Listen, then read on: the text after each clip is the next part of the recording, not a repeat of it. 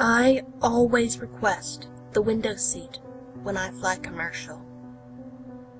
The view out that little porthole just never gets old.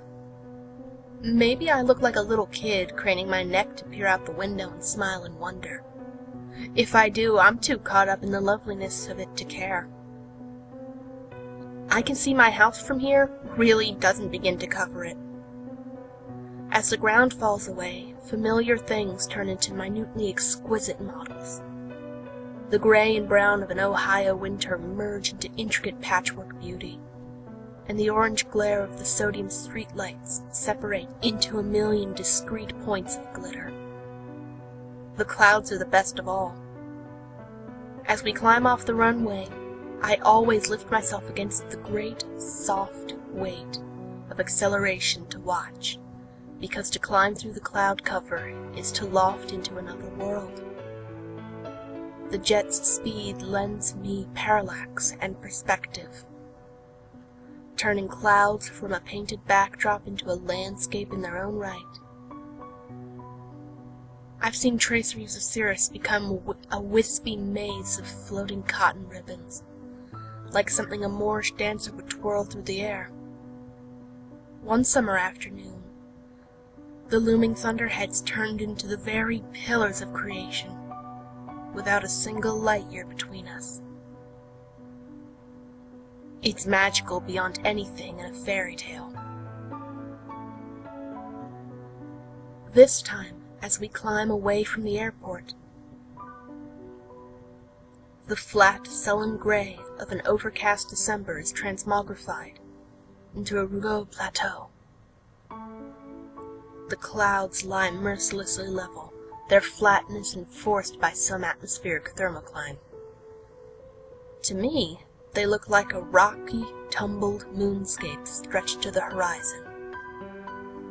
The last glow after sunset lights them in ethereal slate and faint gold.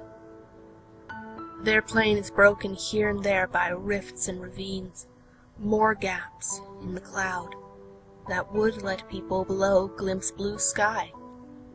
From up here, though, they are black crevices. The last evening light does not break through to the ground. I gaze through the widest ravine and glimpse a scattering of streetlights below. They glitter brighter than the stars. Perspective abruptly upends itself. It isn't a moonscape I'm seeing. It's the roof of a cave, or the underbelly of a Titanic Laputa. Stone blocks out the sky, where earthquakes rip it open. The glimmer that wins through is not streetlights, but ancient, livid constellations. As long as I cower in the safe gray caverns, the malevolent gleam of the stars stays at bay. But through these rifts, I can stare down the things outside.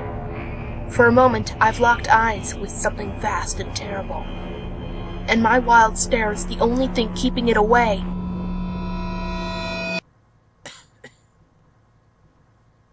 It's the girl in seat 22E coughs.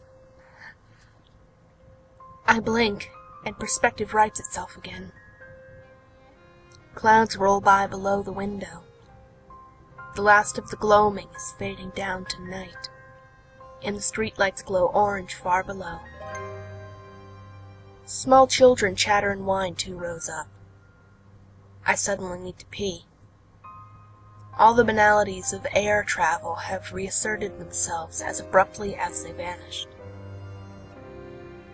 It's getting dark out there now, and there's not much to see, so I go back to my reading. If I keep glancing sidelong out the window for the rest of the flight, though, well, can you blame me? Someone ought to be keeping a watch.